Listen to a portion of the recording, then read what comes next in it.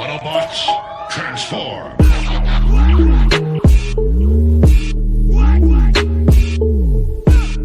What is up, everybody? Welcome to George Reviews. I am the 80s Transformers fan, and today on George Reviews, we'll be taking a look at Hasbro's G.I. Joe retro carded.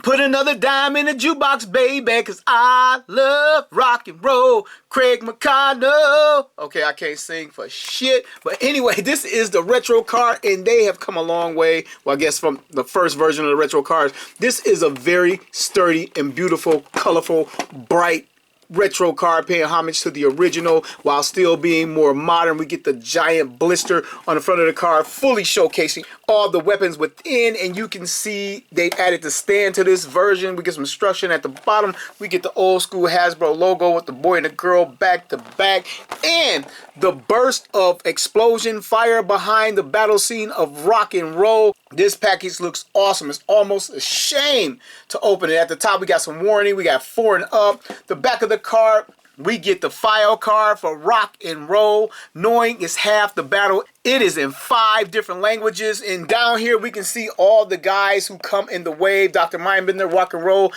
and the Cobra Viper. I picked up the Viper. I got these guys from Hasbro Post. They came about a week ago. Hopefully I'm posting this review very soon after shooting it, but it came about a week ago in the mail from Hasbro Post.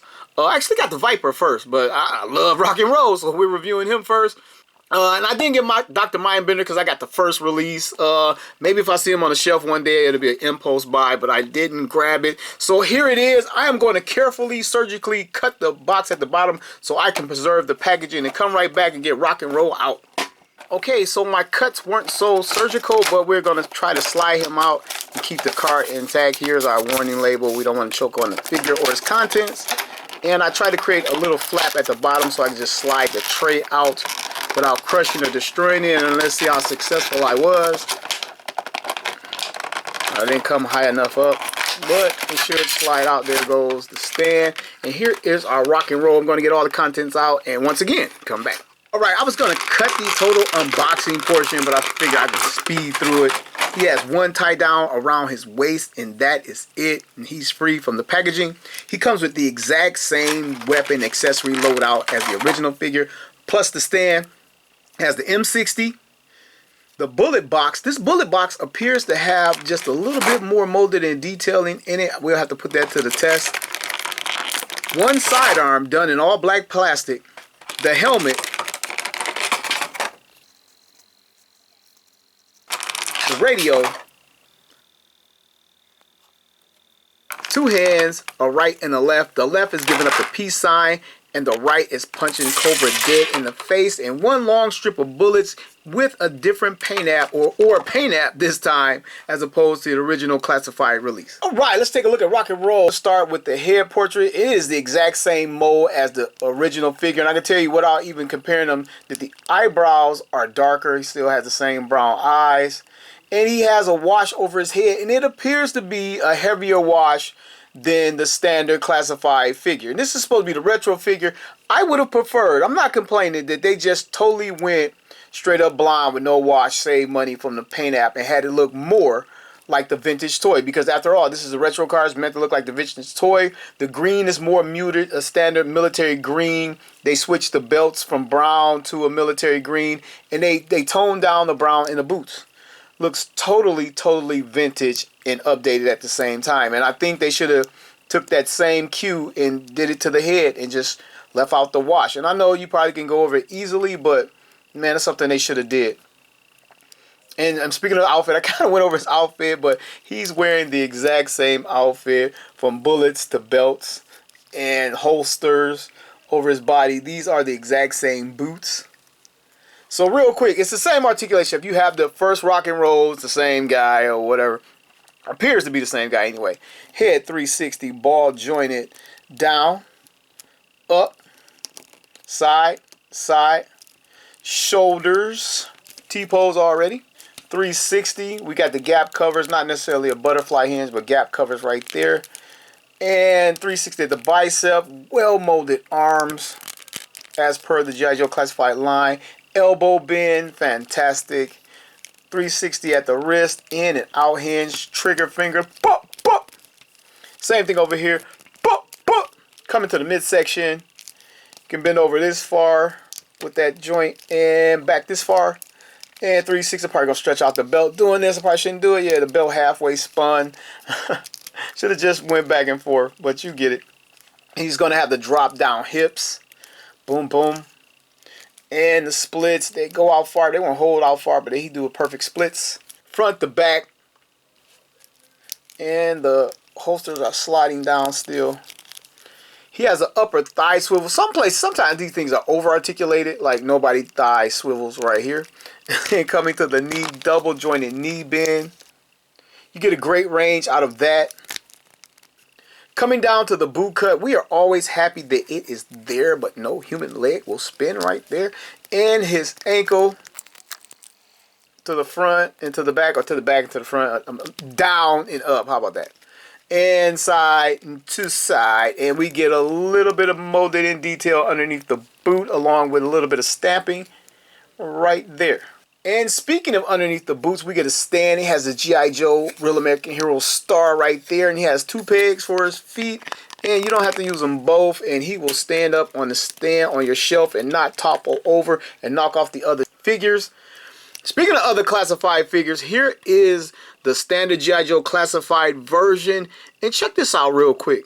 My eyes might be fooling me, but this guy is taller. I've done reviews where I didn't pay attention, and people have told me like one figure is taller than the other one. Like I had these 2 Supermans in this one review, and you know I'm digressing, but I didn't pay attention that they actually shrunk the body of the second release of the Superman I was reviewing until somebody said it in the comments. But I'm paying attention a little bit more. I don't have a ruler, but I got this piece of paper, and you can see that this guy's actually taller. And now I know what you're thinking, like that they got drop down hips and all of that, but I have played with this guy's legs before I brought him out, and he's still coming up taller. But moving on from that point, let's take a look at these guys side by side and see the differences. Of course, I've already mentioned they muted the green. This is a standard military green, and it looks awesome. It looks like the throwback, more generic style figures, which we all, at least I, love. They've given the bullets a much better paint job, or better yet, they've given the actual bullets a paint job. This one was just done in like the little goldish plastic with a little bit of brown for the leather straps. And this looks far superior. I was going to paint the classified version bullets, but then I remembered that we would most likely get a retro carded version. So I left it alone so it can stay standard. And then his belt is brown and the pouches are brown. The knee pads are painted on the standard classified version, which makes it stand out a little bit more. And of course, the tattoos on the arms. And speaking of the arms, I just now noticed that we do not get the bullets wrapped around the left arm. Just peep that. Of course, the original figure didn't have it, but you think they would have threw it in anyway? I mean, I'm not going to miss it, but yeah, they should have did that. All right, now, the most important thing to me, let's go to the heads. This guy has the head that should be over here, that I think. And I am probably going to swap these heads out because I like the more lighter blonde. And what a difference a wash actually makes. The standard classified release head actually appears smaller. I wonder if this is the same head. Like, look at the eyes. The eyes are smaller, but I know sometimes paint can trick you and change the eye line or what you see. But yeah, they look like the same but slightly different heads. Please, somebody in the comments confirm that this is the same head and it's just paint making me think this. Oh, so I'm not even gonna hold you up. Let me swap heads real quick.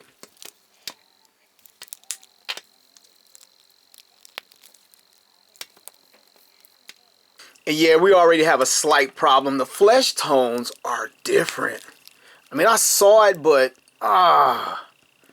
yeah, the retro card got a little bit of more of a peachy skin to him. It's got that southerner vibe. And the standard classified release is a northern guy. And obviously the tattoos are different.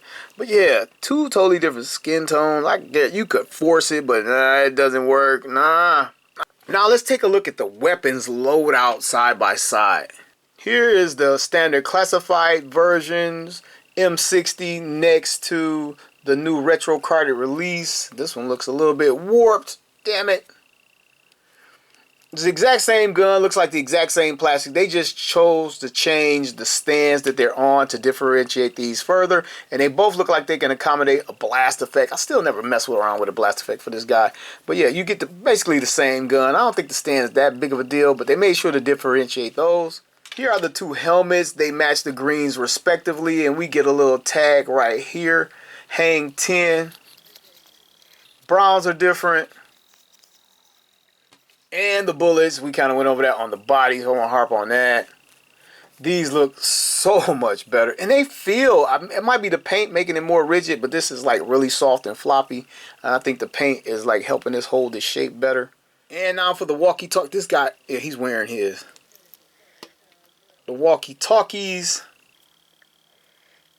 Of course, the same thing follows with the green plastic, but they switched from brown to black over here. Actually like this one better. This just looked like we used what we had. So this one looks actually better. I believe the side arms are the final accessories. They are the same other than this one being warped. And the black is a little bit different. This looks like more of a flatter black. If the light is catching it. And this thing, yeah, like his weapons are bent. And this is really hard, so I don't think I could bend it back without damage. I probably could heat it up. Yeah, it is bent upward. All right, I was about to roll into my final thoughts, and I caught something. This little extra piece on the side of the bullet magazine plugs into the gun, which I didn't do in the review. I just figured it was like the same. It plugs in right here, and once again I'm showing you that my gun is warped. Plugs in right there. Now on this version gun, that little black part is actually glued on. At first I couldn't remember if I stuck it on there back during the review and it just never popped out, but it's actually glued on. And his little box has the two ports right here to just plug into it right there. I wonder why they made that tooling change to make it go like that. And again, this gun is a little bit warped and this gun is a lot warped. Now for some further comparisons, it's time to give rock and roll the size up and a rundown. From Star Wars, the Black Series, here's Jedi Knight Luke Skywalker. And from Marvel Legends, in the Spider-Man Amazing Friends 3-pack, here is Peter Parker as Spider-Man. Representing Transformers is the Hound reissue decoed in the 1986 movie colors. And from McFarlane DC Multiverses, John Stewart, Green Lantern.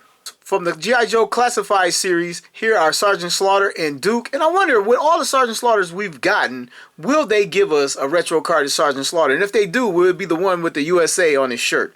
Switching to the bad guys, here is Serpentor and fellow retro card Cobra Commander. Speaking of retro card, do you guys think we'll get a retro carded Serpentor like they gave us the retro carded Dr. Mindbender? Because if you missed out on the Serpentor, you missed out on one heck of a figure. Here is Rock and Roll next to the image of a vintage toy. And here's Rock and Roll next to some original 1983 cartoon artwork. Alright, now Hasbro will giveth and taketh away. We lose the tattoos, which is no big deal for me. I'm not a tattoo guy. And plus this version is not meant to have it. And then we lose the little bullet bandolier or whatever on his arm, which is, I thought this was kind of cool, but not necessarily a feature that this figure should have. And over here, this guy gains the action figure stand, which he kind of needs to make him taller. I mean, I wonder if that's why he's actually shorter. I've tried to play around with these guys, but this dude still comes up just a hair shorter no matter what I do. And also gone is the bad paint apps. Like on the shoulder, this paint app could have been better, and it was chipping under the arm, and they tried to like change the shirt. I know a lot of people customize theirs. Were you one of the people that actually turned this guy into this guy? And I wonder, what are your thoughts? Are you going to pick this guy up anyway or whatever? If I could get another head, I wouldn't mind keeping this guy in my collection and putting him as a background dude, but as it stands for right now, he's probably going to get resold.